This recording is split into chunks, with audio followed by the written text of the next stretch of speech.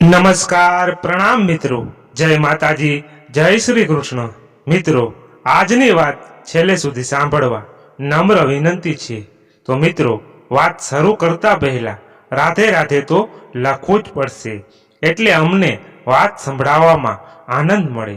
તો ચાલો શરૂ કરીએ આજની વાત.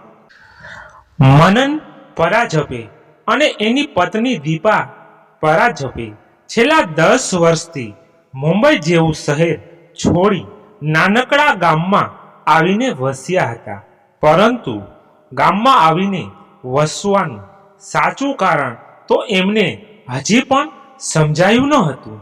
છતાં બંને આનંદથી આ ગામમાં જીવન વ્યતીત કરી રહ્યા હતા. 10 વર્ષથી બંનેનું જીવન સુમધુર અને આનંદપૂર્વક ચાલી રહ્યું હતું. 10 વર્ષ પહેલા પોતાના મા બાપ સાથે રહેતો મનન જ્યારે સાસુ વહુના કંકાસના કારણે ઘર છોડી પુના કાયમી રહેવા માટે જઈ રહ્યો હતો, ત્યારે રસ્તામાં આવતું આ ગામ એને ગમી ગયું હતું.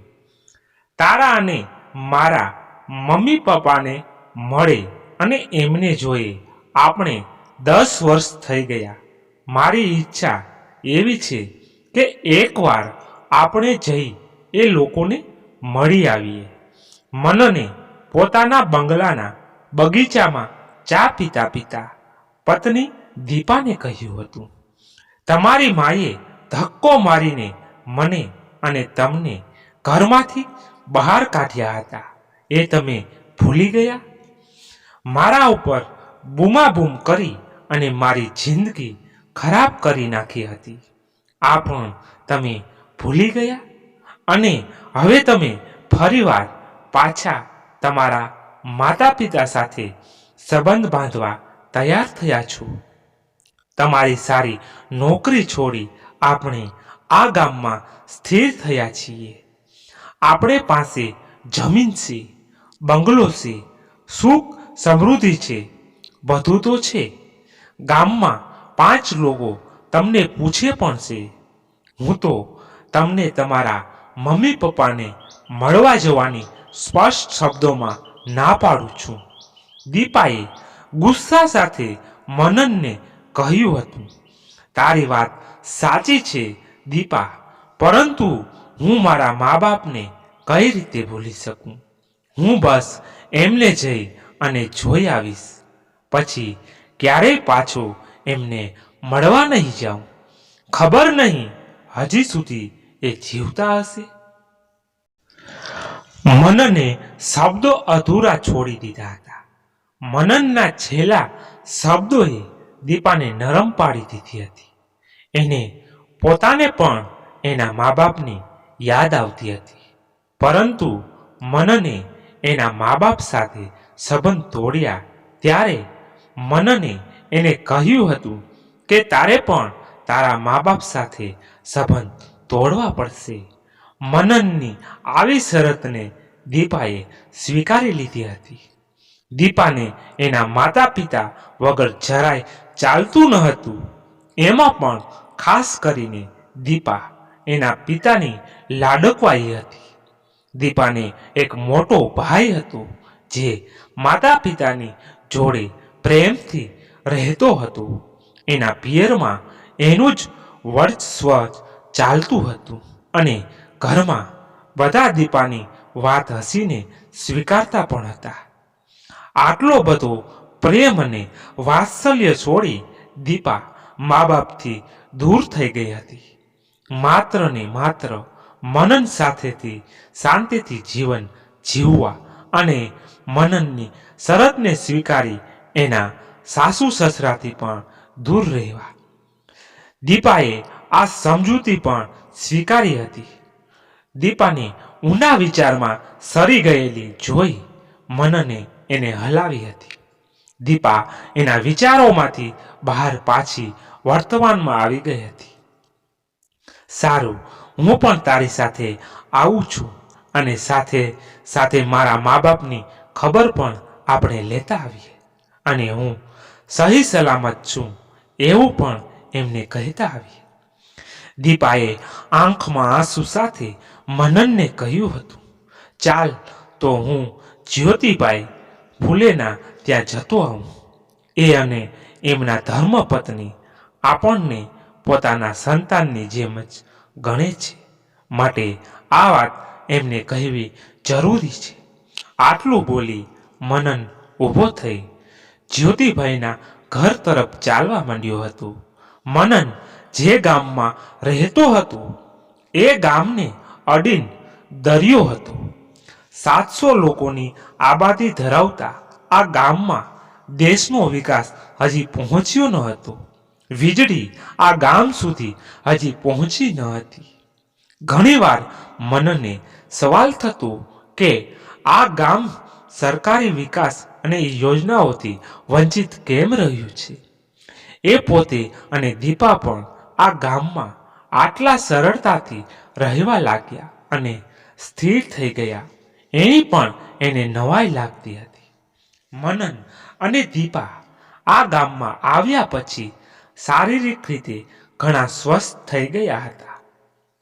મનન વર્ષોથી દમની બીમારીથી પીડાતો હતો અને દમનો જ્યારે એટેક આવે ત્યારે માઉથ ઇન્હેલરનો સ્પ્રે માર્યા વગર દમ બેસતો પણ ન હતો. પરંતુ આ ગામમાં રહેવા આવ્યા પછી એને એક પણ વાર દમનો એટેક આવ્યો ન હતો.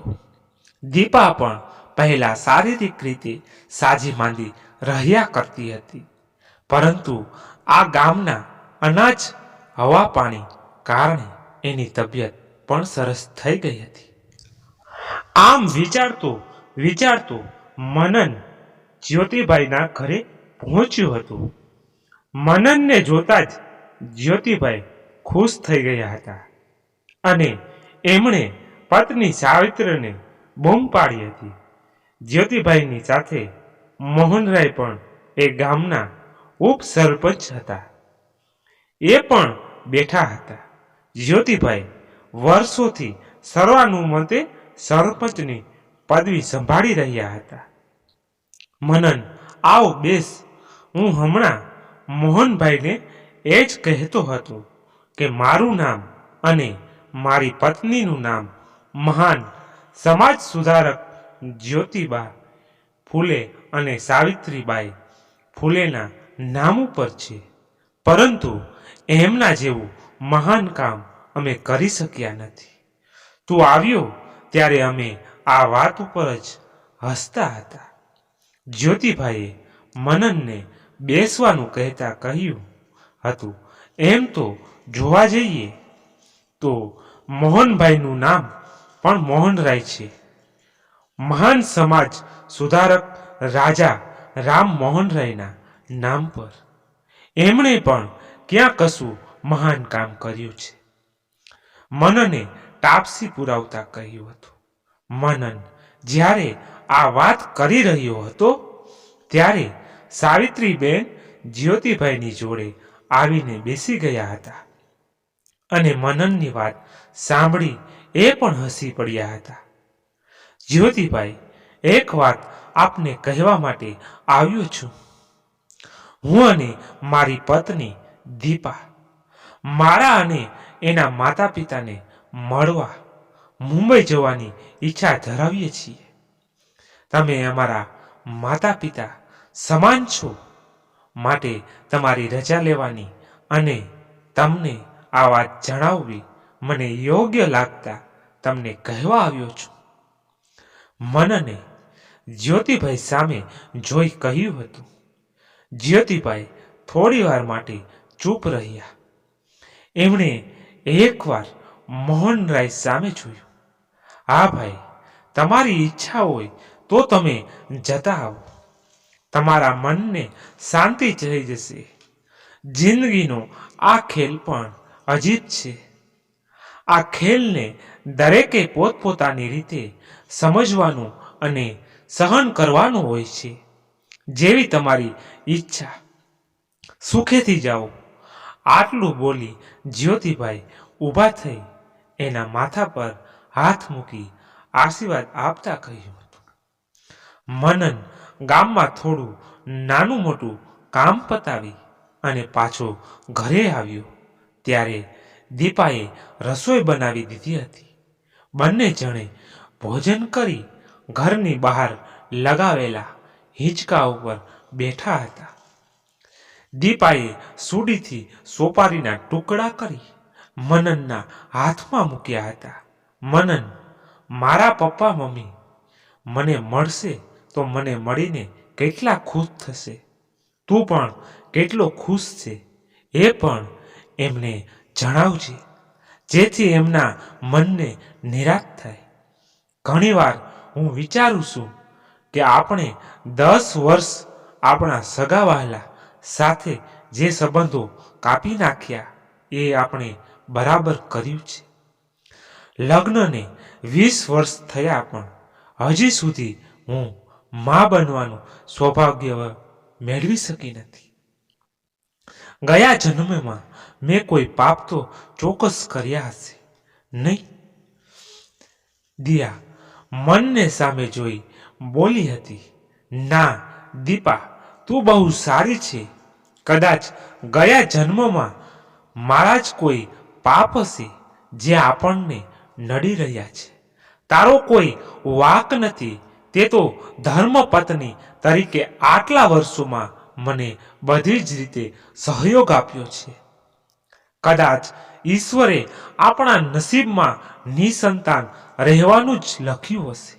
અને રહી વાત સગા વહાલાની, તો આપણે મુંબઈ છોડ્યું ત્યારથી મારો પગાર 25,000 રૂપિયા હતો. પરંતુ તોય પિતાજીનું દેવું અને ઘરના ખર્ચા માંડ માંડ પૂરા થતા હતા.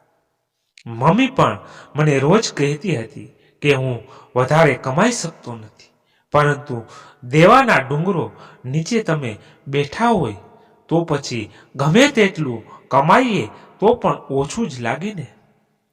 મારી બંને બહેનોના લગ્ન પણ મારા પગારની બચાવેલી રકમમાંથી થયા હતા.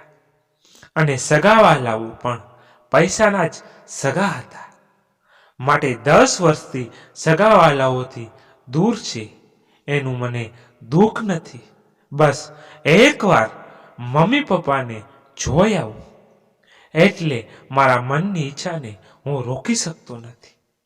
મનને પત્ની દીપાને કહ્યું હતું, ચાલ તું સૂઈ જા, સવારે આપણે ઘણું બધું ચાલીને બસ સ્ટેશન સુધી જવું પડશે. રસ્તો પણ ઉબડ ખાબડ છે. એક થેલામાં ખાલી આપણા બંનેના 2 જોડી કપડાં લઈ લઈશું. બહુ સામાન લઈ જઈશું તો હેરાન થઈ જઈશું. ચાલ હવે સૂઈ જઈએ. આપણે વહેલા ઉઠવાનું છે. દીપાની વાત સાંભળી મનન ઊભો થઈ બેડરૂમમાં જઈ સૂઈ ગયો હતો. દીપાએ આખી રાત ઊંઘ આવી ન હતી. સવારે વહેલી પરોઢે લગભગ 4:30 વાગ્યાની આસપાસ દીપાએ મનનને ઉઠાડ્યો હતો.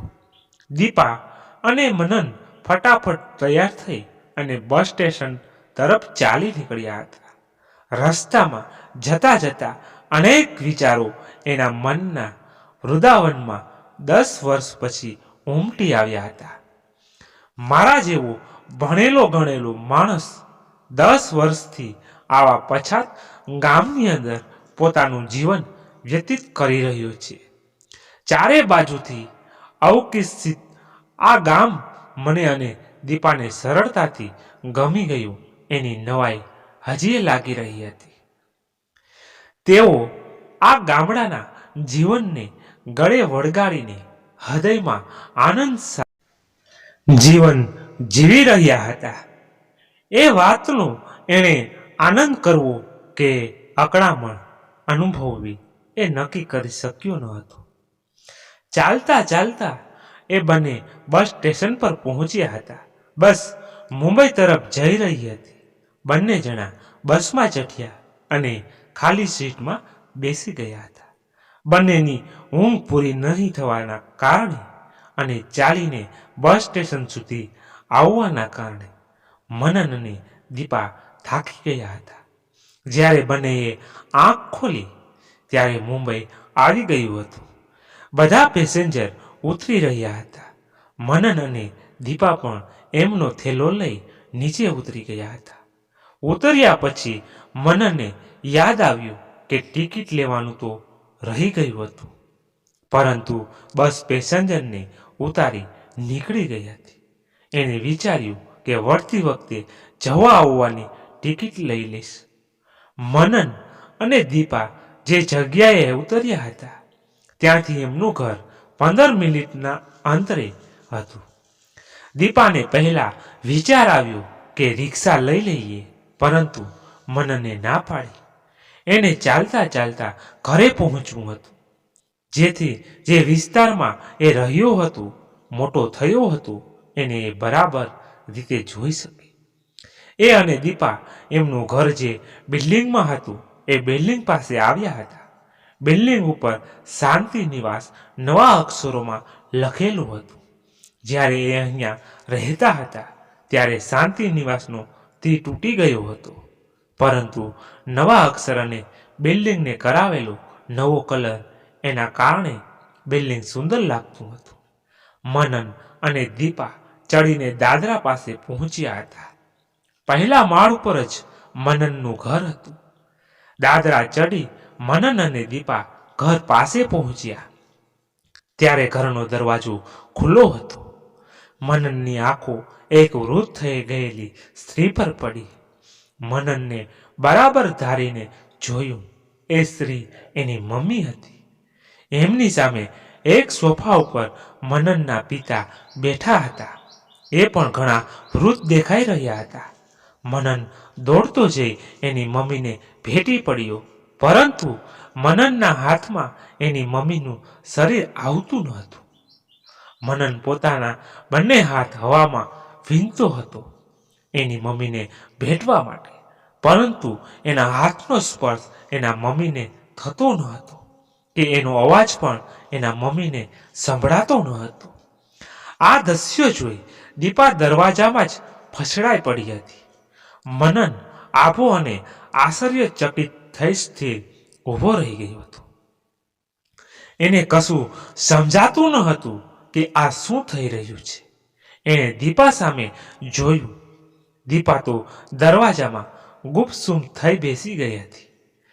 એ એના પિતા પાસે ગયું અને એના પિતાને વળગવા ગયું. એના પિતાને તો જીવનમાં એ ક્યારે પણ ગળે વળગ્યું ન હતું, અને બદનસીબે આજે પણ ગળે વળગી શક્યો ન હતો. એનો અવાજ એના પિતાના કાને પહોંચતો જ ન હતો. એ પોતે એના પિતાની બાજુમાં સોફા પર ફસડાઈ પડ્યો હતો. આ બધું શું થઈ રહ્યું છે એનું એને કશું જ્ઞાન થઈ રહ્યું ન હતું. રસોડામાંથી એક 20 વર્ષનો યુવાન ચાના કપ લઈને આવ્યો હતો. દાદી, આ ચા પી લો. તમારામાં ખાંડ મેં નાખી નથી, એટલે ખાંડ માગતા નહીં. બીજો કપ લઈ એ દાદા પાસે ગયો અને કહ્યું, લો દાદા, આ તમારી ચા. તમારામાં થોડી ખાંડ નાખી છે. પણ અંચાઈ કરીને દાદીને ના આપતા. એમનો ડાયાબિટીસ હાઈ છે. યુવાને દાદા દાદીને હસતા હસતા કહ્યું હતું, બેટા રોહન, તારા પપ્પા અને મમ્મી મરી ગયા ત્યારે તું 9 વર્ષનો હતો. આજે તને 19 વર્ષ પૂરા થયા. તું અમારી કેટલી સંભાળ રાખે છે. તારી વર્ષગાંઠના દિવસે તો તું તારા મિત્રો જોડે બહાર ફરવા જા. અમારા બંને પાછળ તારી જિંદગી શું કરવા ખરાબ કરી છે. મનનના પિતાએ આંખમાં આંસુ સાથે રોહનને કહ્યું હતું. આ વાત સાંભળી દીપામાં અચાનક પ્રાણ આવી ગયો હતો. એમ ઊભી થઈ ગઈ અને દોડીને રોહનને ગળે વળગાવવા લાગી. એના માથા પર હાથ ફેરવવા લાગી, પરંતુ એનો હાથ રોહનના માથાને અડતો ન હતો. એ ચોધાર આંસુએ રડી રહી હતી. એને યાદ આવી ગયું હતું કે 10 વર્ષ પહેલા એ એના પતિ અને પુત્ર સાથે પૂના રહેવા જઈ રહ્યા હતા. ત્યારે એને રોહન નામનો 9 વર્ષનો પુત્ર પણ હતો.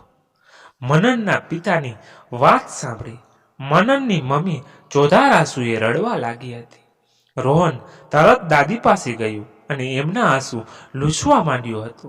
જ્યારે પુત્રને વહાલ ના કરી શકનાર માતા દીપા જાતે જ પોતાના આંસુ લૂછી રહી હતી. મનન તો દીપાની આવી હાલત જોઈ સાવ તૂટી ગયો હતો.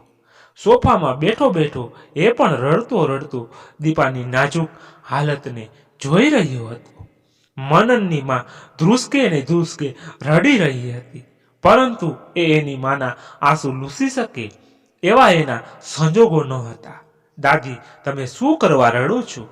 મને તમારા બંનેની સેવા કરીને આનંદ આવે છે. મારી જગ્યાએ મારા પપ્પા હોત તો તમે એમની પાસે તમારી સેવા ના કરાવત. રોહને દાદી સામે જોઈ કહ્યું હતું, બેટા, તારા પપ્પા હોત તો તારી જેમ તેમ જ મારી સેવા કરાવતા હોત, પરંતુ મેં મનન અને દીપાને બહુ દુઃખ આપ્યું. એ બંને મેં બહુ દુઃખી કર્યા. એ બંને જણ મારી બહુ જ સેવા કરતા હતા, છતાં પણ મને દરેક વાતે ઓછું આવતું હતું. મેં તારી મમ્મીને ખૂબ મેણા ટોણા માર્યા છે. ઈશ્વર મને એની સજા જરૂર આપશે. આટલું બોલી મનનની મમ્મી પાછી રડવા લાગી હતી. રોહન એમને બાત ભેળીને શાંત રાખવાનો પ્રયત્ન કરી રહ્યો હતો. દાદીને શાંત પાડી રહેલા રોહનના માથા ઉપર મનનને ફેરવવાનો પ્રયત્ન કર્યો, પણ એનો હાથ રોહનના માથાના બદલે હવામાં જ ફરતો હતો. એણે રોહનને બાથ ભરવાની કોશિશ કરી.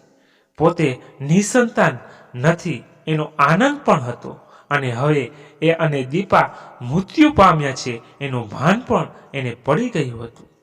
એમને સમજાઈ ગયું હતું કે એ બંને સાથે કશુંક તો અઘટિત થયું છે, જેના કારણે આ લોકો એમને જોઈ શકતા નથી. એ અને દીપા અડધો કલાક સુધી ઘરમાં બેસી રહ્યા અને ત્રણેય જણને જોતા રહ્યા હતા. મમ્મી, તું પસ્તાવો ના કર. અમને તારા માટે જરાય અભાવ નથી. હું જીવતો હોત તો તને કહી શક્યો હોત કે હું તને બહુ જ પ્રેમ કરું છું. મનન મોટેથી બોલી રહ્યો હતો, પરંતુ એના શબ્દો હવામાં જ વહી જતા હતા. એની મમ્મીના કાન સુધી પડતી ન હતા. મનન અને દીપા ઊભા થયા અને એના મમ્મી પપ્પાને બંને પગે લાગ્યા. અચાનક એના પપ્પાને કશુંક અડ્યું હોય એવું એમને લાગ્યું હતું. મનનના પપ્પાએ એમના પગ પર હાથ ફેરવ્યો, પરંતુ મનનના હાથમાંથી એમનો હાથ આરપાર પસાર થઈ ગયો હતો. મનને અને દીપાએ પોતાની જાતને બરાબર સંભાળી ઘરની દિવાલ ઉપર બંનેએ પોતાના ફોટા ઉપર હાર ચડાવેલો જોઈ બંને ધ્રુસકે ને ધ્રુસકે રડી પડ્યા હતા. બંનેએ ફરીવાર પોતાની જાતને સંભાળી અને ઘરમાંથી બહાર નીકળી ગયા હતા. હજી તો ઘરથી 20 મિનિટના અંતરે આવેલા દીપાના ઘરે બંનેએ જવાનું હતું. ત્યાં જિંદગીએ શું ખેલ ખેલ્યો છે એ પણ હજી જોવાનું બાકી હતું. મનન અને દીપા અકલ્પ્ય માનસિક વલોપાતમાંથી પસાર થઈ રહ્યા હતા. એમના જીવનમાં એવી તો કઈ ઘટના બની જેના કારણે એ બંને મૃત્યુ પામ્યા હતા. ખૂબ જ યાદ કરવા છતાં મનન અને દીપાને આ પ્રશ્નનો જવાબ મળ્યો નહીં. વિચારોમાં મગ્ન બનેલા ચાલતા ચાલતા દીપાના ઘરે આવી પહોંચ્યા હતા. જૂના જર્જરિત થઈ ગયેલા બિલ્ડિંગમાં પહેલો માળ ચઢીને જ્યારે એ બંને દીપાના ઘરના દરવાજા પાસે આવ્યા ત્યારે દરવાજો અર્ધ ખુલ્લો હતો. દરવાજાની અર્ધ ખુલ્લી જગ્યામાંથી બંને ઘરમાં પ્રવેશ્યા હતા. દીપા એના પિતાને જોતા જ તરત એમની પાસે ગઈ અને એમને રડવા લાગી, પરંતુ એ નિર્થક હતું. એ હવે દીપાને સમજાઈ ગયું હતું. દીપાના મા બાપ એની ઉંમર કરતાં વધારે વયોવૃદ્ધ થઈ ગયા હતા. દીપાના ભાઈ ભાભી સોફા પર બેઠા હતા. એક વૃદ્ધ પંડિત ખુરશી ઉપર બેઠા હતા અને દીપાના મા બાપ એમના પગ પાસે જમીન પર બેઠા હતા. તમારી દીકરી અને જમાઈને હજી મુક્તિ મળી નથી. એમનો આત્મા હજી ક્યાંય ભટકી રહ્યો છે. મને તો આસપાસ આત્માની પ્રતીતિ પણ થઈ રહી છે. પંડિતજી આવું બોલી રહ્યા હતા ત્યારે મનન અને દીપા ધીરેથી આવીને નીચે બેસી ગયા હતા. પંડિતજી, અમારા દીકરી જમાઈના મૃતદેહ પણ અમને મળ્યા નથી. અમે કઈ રીતે માની લઈએ કે એ લોકો મરી ગયા હશે? દીપાની માએ રડતા રડતા કહ્યું હતું, હું તો જે જોઈ રહ્યો છું એ કહી રહ્યો છું, બાકી બધું તો ઈશ્વર જાણે. પરંતુ જો એ જીવતા હશે તો 60 દિવસની અંદર આવી જશે. આટલું બોલી પંડિતજીએ આંખ મીચી દીધી હતી અને કુદરતના રહસ્યને જોવાનો પ્રયત્ન કરી રહ્યા હતા. બંને જણા દીપાના માતા પિતાનો વલોપાત જોઈ ધ્રુસકે ને ધ્રુસકે રડી રહ્યા હતા. મનનને અને દીપાએ પોતાની જાતને સ્વસ્થ કરી અને ઊભો થઈ ઘરની બહાર નીકળી ગયા હતા. બિલ્ડિંગમાંથી બહાર આવી બંને જણે આકાશ તરફ જોયું હતું. હે ઈશ્વર, તે આ અમારી જોડે શું ખેલ કર્યા છે? નથી તે અમને જીવાડ્યા કે નથી તે અમને માર્યા, અને આ વાત પણ તું અમને 10 વર્ષ પછી ખબર પાડે છે. મનને પોતાની બધી અકળામણ ઈશ્વર પર કાઢી હતી. દીપાએ મનનના ખંભા ઉપર હાથ મૂકી એને સાંત્વના આપી હતી. મનન અને દીપા ચાલતા ચાલતા બસ સ્ટેશન પર પાછા આવ્યા હતા. જે બસમાં તેઓ આવ્યા હતા એ જ બસમાં પાછા એ પોતાના ગામ જવા નીકળી ગયા હતા. મનન અને દીપાને હવે સમજાતું હતું કે આ ગામની અંદર કોઈ પણ સુવિધા ન છતાં બધા પ્રેમથી અને આનંદથી કેમ જીવે છે. કારણ કે આ ગામમાં માણસોની વસ્તી તો હતી જ નહીં, આત્માઓની વસ્તી હતી, અને એક આત્મા બીજી આત્માને ક્યારેય ના નડે એટલું મનન અને દીપાને સમજાઈ ગયું હતું. બસ સ્ટેશન પર ઉતરી મનન અને દીપા લગભગ દોડતા દોડતા જ્યોતિભાઈ ફૂલેના ઘરે પહોંચ્યા હતા. જ્યોતિભાઈ અને એમના પત્ની સાવિત્રીબાઈ હિંચકા પર બેસી મોહનરાય સાથે વાત કરી રહ્યા હતા. મનન અને દીપા ઝડપથી આવીને ઘરમાં ઓટલા ઉપર બેસી ગયા હતા અને જ્યોતિભાઈ ફૂલેની સામે જોયું હતું. જ્યોતિભાઈએ પણ મનન અને દીપાની આંખોમાં રહેલા સવાલોને એમના કહ્યા વગર વાંચી લીધા હતા. તમને જે રહસ્યની ખબર 10 વર્ષે ખબર પડી છે એ રહસ્યની ખબર મને 25 વર્ષ પછી પડી હતી, અને આ મોહનરાયને તો 30 વર્ષ પછી પડી હતી. હા, આપણે આત્મા છીએ. આ ધરતીએ હજી આપણને છોડ્યા નથી અને મૃત્યુએ આપણને સ્વીકાર્યા નથી. આ ગામમાં રહેતા 500 જણા ત્રિશંકુની જેમ જીવન અને મૃત્યુની વચ્ચે આત્મા બનીને ભટકી રહ્યા છે, અથવા તો જીવી રહ્યા છે, અને આ જ આપણી નિયતિ છે. જ્યોતિભાઈ ફૂલેને મનને કહ્યું હતું. મનન અને દીપા ધ્રુસકે ને ધ્રુસકે રડી રહ્યા હતા અને શાંત જ થતા ન હતા. સાવિત્રીબેન દીપાને અને મનનને શાંત કર્યા હતા. પતિ પત્નીનું અડધો કલાક સુધી ચાલેલું આ રુદન અત્યાર સુધી આવેલી બધી જ આત્માઓ કરતા વધુ હૃદયદ્રાવક હતું. મનને પોતાની જાતને સંભાળી અને દીપાને ચૂપ રહેવા સમજાવી હતી. આપણને એક પુત્ર પણ છે જે અત્યારે 19 વર્ષનો થયો છે. હું નિસંતાન નથી. મનન, મારી કુખે પણ એક મનુષ્યને જન્મ આપ્યો છે એ વાતનો મને આનંદ છે. દીપા મનનનો હાથ પકડી દુઃખ અને હર્ષના મિશ્રિત આંસુ સાથે રડી રહી હતી.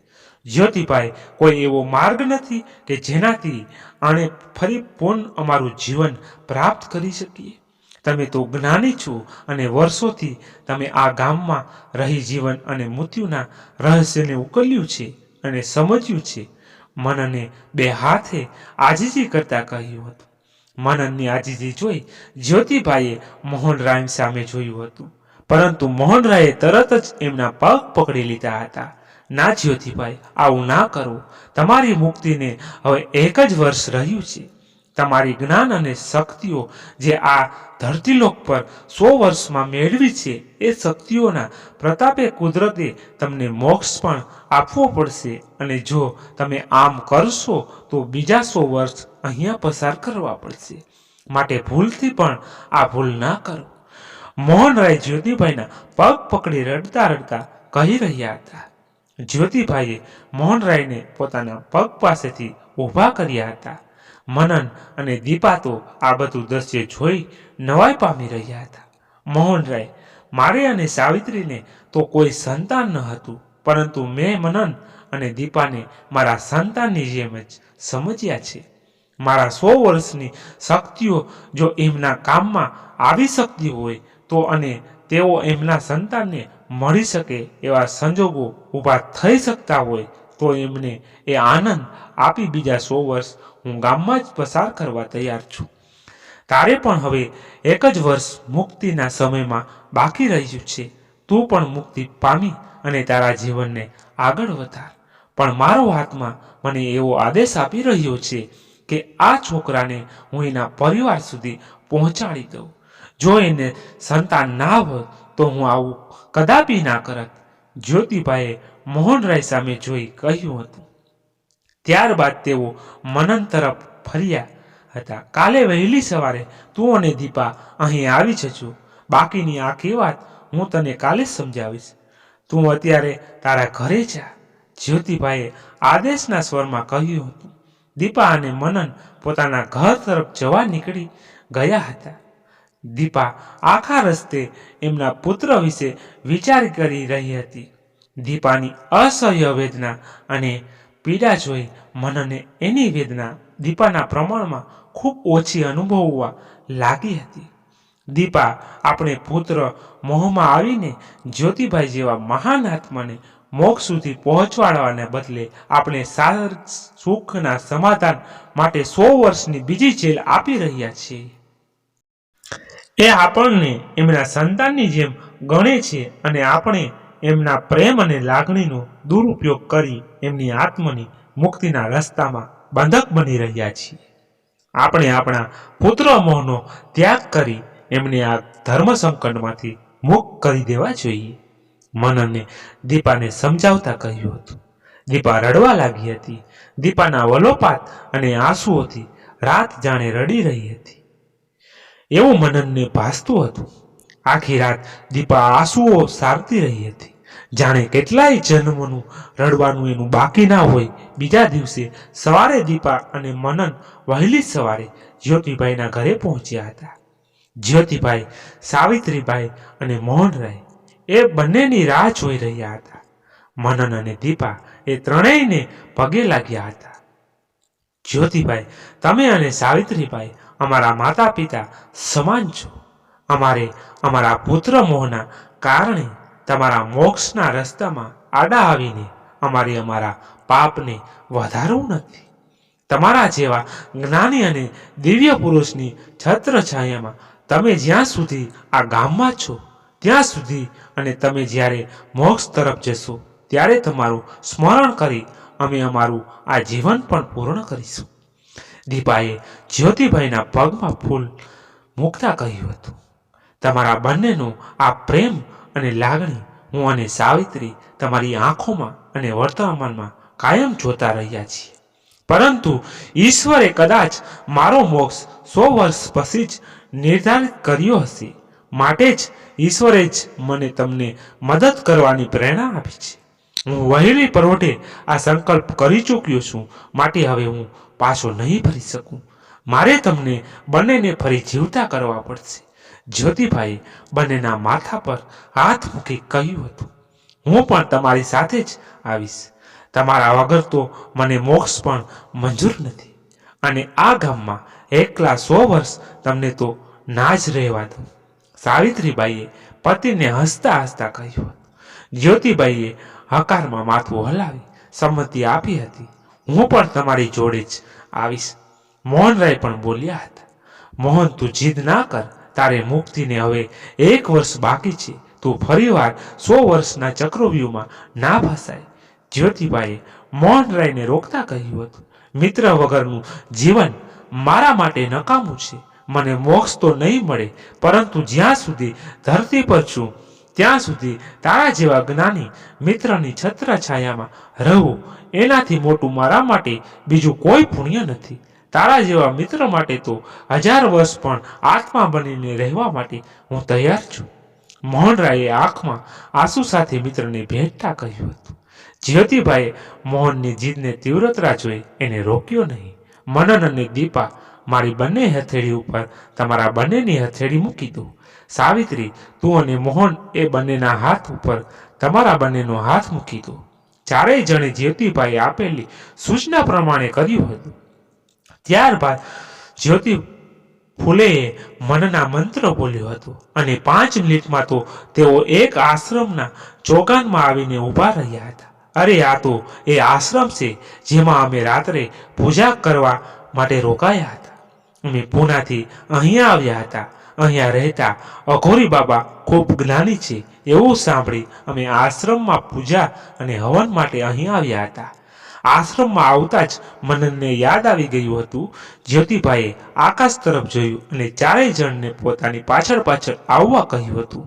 પાંચેય જણ ચાલતા ચાલતા એક કુટીર પાસે આવ્યા હતા. કુટીરમાં બનાવેલી મોટી બારીમાંથી પાંચેય જણે અંદર જોયું હતું. મનન અને દીપાએ કુટીરના પ્રગટાવેલી યજ્ઞવેલી સામે બેઠા હતા અને એક અઘોરી બાબા મંત્ર ભણી અગ્નિમાં હોમ કરી રહ્યા હતા. અમે બંને તો અહીંયા છીએ, તો આ બંને કોણ છે? આ આશ્રમમાં આવ્યા ત્યારે અઘોરી બાબાએ અમને યજ્ઞમાં બેસાડ્યા હતા. મનને ઘટનાને સ્મરણ કરતા કહ્યું હતું, આ બંને જ બેઠા છે એ આત્મા અને શરીર ધારણ કરેલા મનન અને દીપા છે અને તમે બંને મારી જોડે જે ઊભા છો એ માત્ર આત્મા છો.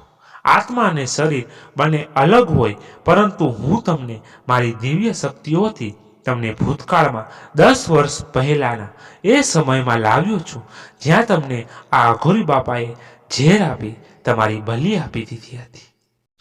હું અંદર ઓરડીમાં જઈ આ અઘોરી બાપાને મૂર્છિત કરી દઈશ. એ વખતે તમે મારી પાછળ પાછળ આવી તમારા આ શરીરમાં પ્રવેશી જજો અને આ ઓરડીમાંથી બહાર નીકળી જજો. હવે મારી વાત બરાબર ધ્યાનથી સાંભળો. જેવા તમે ઓરડીમાંથી બહાર નીકળશો ત્યારે તમારી આંખો જ્યારે ખુલશે ત્યારે તમે તમારા પરિવાર જોડે જશો. તમે જે અમારી સાથે ગામમાં 10 વર્ષ વિતાવ્યા છે એ 10 વર્ષ તમારા જીવનમાંથી અને તમારી યાદશક્તિમાંથી નીકળી જશે અને એ 10 વર્ષ તમે તમારા પરિવાર સાથે જીવ્યા હશો. પરંતુ એ 10 વર્ષ દરમિયાન તમારા જીવનમાં શું શું થયું હશે એ તમને ખબર નહીં હોય કે એની મને પણ ખબર નથી. એ 10 વર્ષમાં જે કંઈ પણ બન્યું હશે એના સારા અને ખરાબ બંને પરિણામ માટે તમારે તૈયાર રહેવું પડશે. મનન, તું જે જિંદગી જોઈ આવ્યો, દીપાના માતા પિતાને, તારા માતા પિતાને કે પછી તારા પુત્રને, એ બધા કરતા જિંદગી અલગ પણ હોઈ શકે, અથવા તો તું જોઈને આવ્યો છો એવી પણ હોઈ શકે. જ્યોતિબાએ મનન અને દીપાને સમજાવતા કહ્યું હતું, તમારી વાત હું સમજી ગયો જ્યોતિભાઈ. તમે અઘોરી બાબાને મૂર્છિત કરી અને જ્યારે અમે અમારા શરીરમાં પ્રવેશ કરીશું પછી અમારી આંખો અમારા ઘરમાં ખુલશે. 10 વર્ષમાં જે કંઈ પણ બન્યું હશે એ અમારી જાણ બહાર હશે. માટે એ જે સત્ય હોય એ સત્યને અમારે સ્વીકારવું પડશે. હું તમારી વાતને બરાબર સમજી ગયો છું. મનને જ્યોતિભાઈ સામે જોઈ કહ્યું હતું. જ્યોતિભાઈ, મનન અને દીપા ત્રણેય જણ ઓરડીમાં પ્રવેશ્યા હતા. સાવિત્રીબાઈ અને મોહનરાય બારીમાં ઊભા ઊભા અંદર થઈ રહેલું દ્રશ્ય જોવા લાગ્યા હતા. જ્યોતિભાઈએ પોતાની શક્તિથી અઘોરી બાબાને મૂર્છિત કરી દીધા હતા અને મનન અને દીપા પોતપોતાના શરીરમાં પ્રવેશી ગયા હતા અને ઓરડીમાંથી બહાર નીકળી ગયા હતા.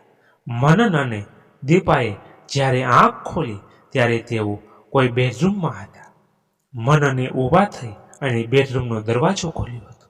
સામે ઘડિયાળમાં બપોરના 12 વાગ્યા હતા.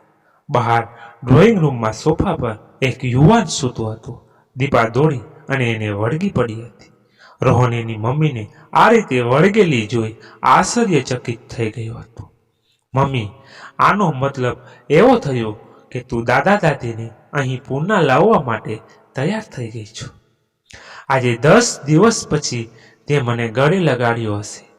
રોહને એની મમ્મીને ગળે લગાવતા કહ્યું હતું, હા બેટા, તું જે કહીશ એ જ કરીશ. દીપાએ મનન સામે જોઈ કહ્યું હતું, આ વાત તો હું તને છેલ્લા 10 વર્ષથી સમજાવું છું. દાદા દાદી હવે દાદા દાદીને આપણે પૂના રહેવા આવ્યા પછી તે ક્યારેય અહીંયા બોલાવ્યા નથી. મનન અને પપ્પાને પણ એમને મળવા જવા દેતી નથી. તું મને વચન આપ કે એ લોકો હવે અહીંયા જ રહેશે. રોહને દીપા સામે જોઈ કહ્યું હતું. હા બેટા, હું વચન આપું છું. દીપાએ રોહનને બાથ ભરીને રડતા રડતા કહ્યું હતું. તમે પપ્પા આજે ટેન્શનના નથી લાગતા. છેલ્લા 1 વર્ષમાં 50 લાખના દેવાના ટેન્શનમાં આખી રાત જાગતા રહો છો. પરંતુ આજે તમારું મોઢું જોઈ તમે ચિંતા મુક્ત દેખાવો છો. રોહને એના પપ્પા મનન સામે જોઈ કહ્યું હતું. મારા માથે 50 લાખનું દેવું છે. મનન સાથે હાથ મૂકી બેસી ગયો હતો. જોયું ને, મનન ફરી પાછી સંસારની ઉપાધિઓ ચાલુ થઈ ગઈ. ચાલ હવે ચિંતા છોડી દે. આપણે પહેલા જઈએ મમ્મી પપ્પાને અહીં ઘરે લઈ આવીએ. દીપાએ મનન સામે જોઈ કહ્યું હતું. ત્રણેય જણ તૈયાર થઈ પૂનાથી મુંબઈ આવવા નીકળ્યા હતા.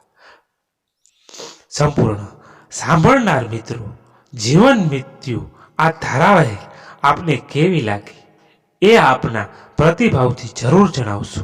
અને પસંદ આવી હોય તો એક લાઈક કરી દેજો અને તમારા અન્ય મિત્રો સુધી આ વાતને પહોંચાડી દેજો. અને ચેનલમાં નવા છો તો ચેનલને સબસ્ક્રાઈબ કરી લેજો, જેથી કરીને તમે રોજ એક નવી વાત સાંભળી શકો.